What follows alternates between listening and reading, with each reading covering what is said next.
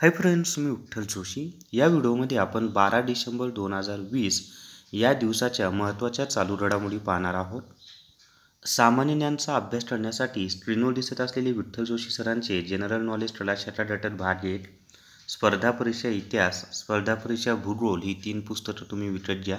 सर्व स्पर्धा परीक्षांना तुम्हाला याचा फायदा होईल. ही पुस्तकं विकत घ्यायची असतील तर 8806068618 या माझ्या व्हॉट्सअप नंबरवर मेसेज करा किंवा फोन करा. तुम्हाला घरपोच ही पुस्तकं मिळून जातील. पहिला प्रश्न आहे, एम करुणानिधी नाश्ता योजना कोणत्या केंद्रशासित प्रदेश किंवा राज्यात सुरू करण्यात आली आहे? तर एम करुणानिधी नाश्ता योजना ही पुदुच्चेरी किंवा पॉंडिचेरी या केंद्रशासित प्रदेशात सुरू करण्यात आलेली आहे. आता एम करुणानिधी हे नाव का दिलेलं आहे? तर मुथुवेल करुणानिधी हे एक भारतीय लेखक आणि राजकीय नेते होते. त्याच्यानंतर या योजनेचा उद्देश असा आहे की शाळेमधील विद्यार्थ्यांना सकाळी म्हणजे शाळेत गेल्यानंतर मोफतमध्ये नाश्ता देणे हा या योजनेचा उद्देश आहे. पुदुच्चेरी हा जो केंद्रशासित प्रदेश आहे त्याचे उपराज्यपाल किरण बेदी हे आहेत. किरण बेदी ह्या भारतातील पहिल्या महिला IPS अधिकारी आहेत आणि पुदुच्चेरीचे मुख्यमंत्री व्ही नारायणसेमी हे आहेत. दुसरा प्रश्न आहे, महाराष्ट्रातील कोणत्या स्थळाचा समावेश रामसर स्थळांमध्ये करण्यात आला आहे? तर महाराष्ट्रातील लोणार सरोवर या स्थळाचा समावेश रामसर स्थळामध्ये करण्यात आला आहे. रामसर हे जे नाव आहे ते इराणमधील रामसर नावाचं एक शहर आहे. या शहरामध्ये या संदर्भात एक करार झालेला आहे आंतरराष्ट्रीय स्तरावर आणि म्हणून मग जिथं जिथं दलदलीचे प्रदेश आहेत आणि त्यांना जर असं रामसर स्थळाचा दर्जा देण्यात आलेला आहे त्यांना रामसर नाव दिलेलं आहे, कारण रामसर या शहरामध्ये या संदर्भात करार झाला होता. आता लोणार हे जे सरोवर आहे हे महाराष्ट्रातील बुलढाणा या जिल्ह्यामध्ये आहे आणि उल्कापातामुळे तयार झालेले हे सरोवर आहे. लोणार हे खाऱ्या पाण्याचं सरोवर आहे आणि नुकताच त्या ठिकाणी पाण्याला गुलाबी रंग प्राप्त झाला होता. तर रामसर स्थळामध्ये लोणार सरोवराचा समावेश आहे आणि याच्या आधी नांदूर मार्लेश्वर नाशिक जिल्ह्यामधील हे म्हणजे धरण आहे छोटंसं. तर नांदूर मार्लेश्वरचा समावेशसुद्धा रामसर स्थळामध्ये करण्यात आलेला आहे. त्याच्यानंतरचा तिसरा प्रश्न पाहूयात आपण. ऑइल पाम ही योजना कोणत्या राज्याने सुरू केली आहे? तर ऑइल पाम ही योजना मणिपूर या राज्याने सुरू केलेली आहे. आता ऑइल पाम हे जे आहे म्हणजे पाम तेल हे एक खाद्य वनस्पती तेल आहे. वनस्पतीपासून तयार केलं जातं पाम तेल आणि या योजनेचा जो उद्देश आहे राज्यामध्ये खाद्यतेलाच्या उत्पादनास प्रोत्साहन देणे. आता मणिपूरची राजधानी इम्फाळ आहे. खूप परीक्षांना हा प्रश्न आलेला आहे की मणिपूरची राजधानी कोणती? तर इम्फाळ. मणिपूरचे सध्याचे मुख्यमंत्री बिरेन सिंह आहेत आणि ते भाजप या पक्षाचे आहेत.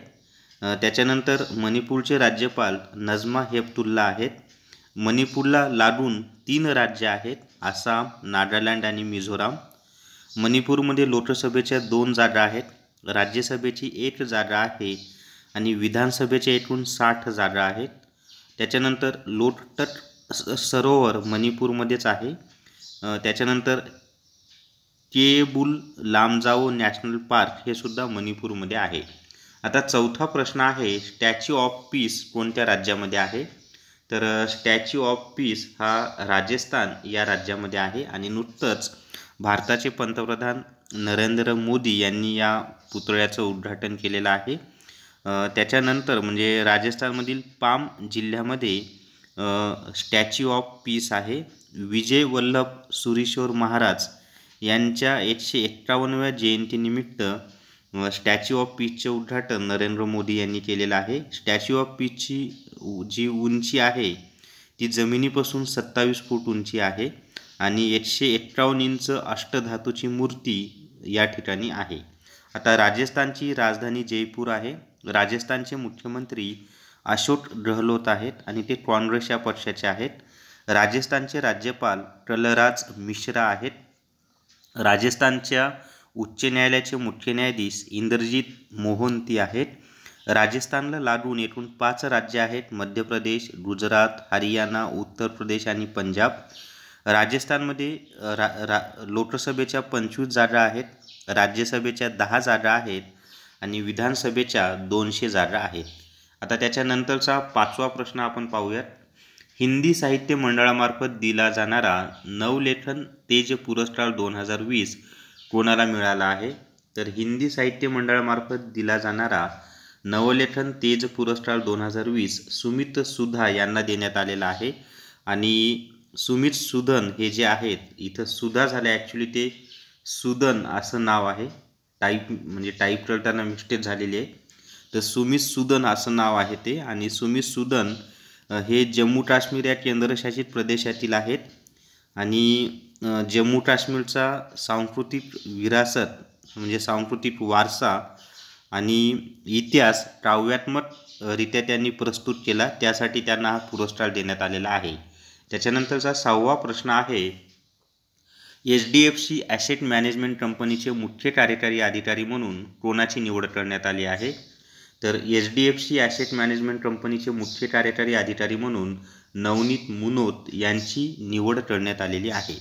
आता HDFC जी बँक आहे, HDFCचा लॉंग फॉर्म होतो हाऊसिंग डेव्हलपमेंट फायनान्स कॉर्पोरेशन. HDFCची स्थापना ऑगस्ट 1994 मध्ये झालेली आहे. HDFCचे मुख्यालय मुंबई या ठिकाणी आहे. खूप परीक्षांना हा प्रश्न येतो. HDFCचे अध्यक्ष CM वासुदेव आहेत आणि टॅगलाईन आहे वी अंडरस्टँड युअर वर्ल्ड. त्याच्यानंतर 7वा प्रश्न पाहूयात आपण आता. RCEP ट्रेड डीलमध्ये 2020 साली किती देश सामील झाले होते? तर RCEP ट्रेड डीलमध्ये 2020 साली एकूण 15 देश सामील झाले होते. भारत याच्यामध्ये सामील झाला नव्हता. RCEPचा लॉंग फॉर्म आहे रिजनल कॉम्प्रिहेन्सिव्ह इकॉनॉमिक पार्टनरशिप असा त्याचा लॉंग फॉर्म आहे. आणि याच्यामध्ये जे देश सहभागी झाले होते ते आहेत Brunei, Cambodia, Indonesia, Laos, Malaysia, Myanmar, Philippines, Singapore, Thailand, Vietnam हे आशियान देश झाले. याच्या व्यतिरिक्त म्हणजे दक्षिण कोरिया, चीन, जपान, ऑस्ट्रेलिया, न्यूझीलंड या देशांचा सुद्धा समावेश RCEPमध्ये होतो. आणि या RCEPचा उद्देश असा आहे की 15 देशांमध्ये व्यापारी संबंध वाढवणे हा त्याचा उद्देश आहे. त्याच्यानंतरचा प्रश्न आहे. नितीश कुमार बिहारचे किती वेळा मुख्यमंत्री झाले? तर नितीश कुमार बिहारचे आत्तापर्यंत 7 वेळा मुख्यमंत्री झालेले आहेत. याच्यामध्ये एक लक्षात ठेवा, नितीश कुमार आत्तापर्यंत 7 वेळा मुख्यमंत्री झालेत, पण लगातार मुख्यमंत्री 4 वेळा झालेत. म्हणजे आत्ता ते चौथ्यांदा लगातार, म्हणजे मागील 4 टर्मपासून तेच मुख्यमंत्री आहेत, म्हणून लगातार मुख्यमंत्री 4 वेळा झालेत. पण नितीश कुमार आत्तापर्यंत बिहारचे 7 वेळा मुख्यमंत्री झालेले आहेत. दोन्हीमधला फरक समजून घ्या. आता बिहारची जी स्थापना आहे बिहार राज्याची, ती 22 मार्च 1912 या दिवशी झालेली आहे.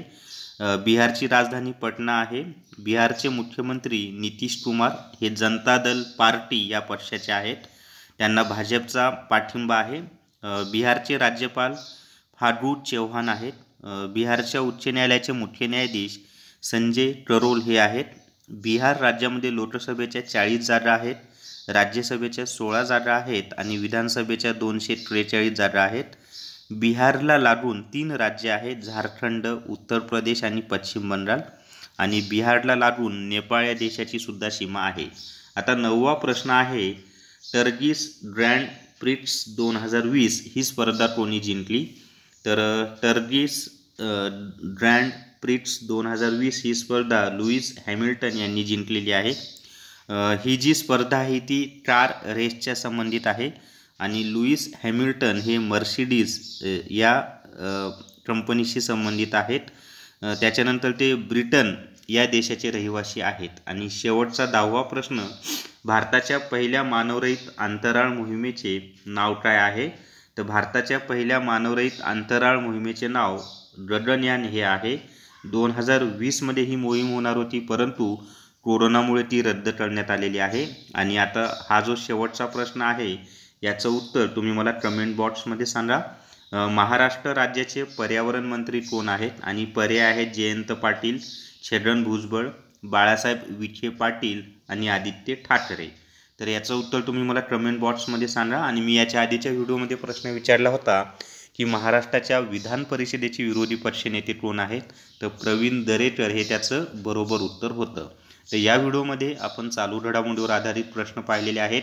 हा व्हिडिओ तुमच्या मित्रांसोबत, इतर व्हॉट्सअप ग्रुपवर आणि टेलिग्राम चॅनलवर जास्तीत जास्त शेअर करा आणि विठ्ठल जोशी माझा चॅनल सबस्क्राईब करा. Thank you very much.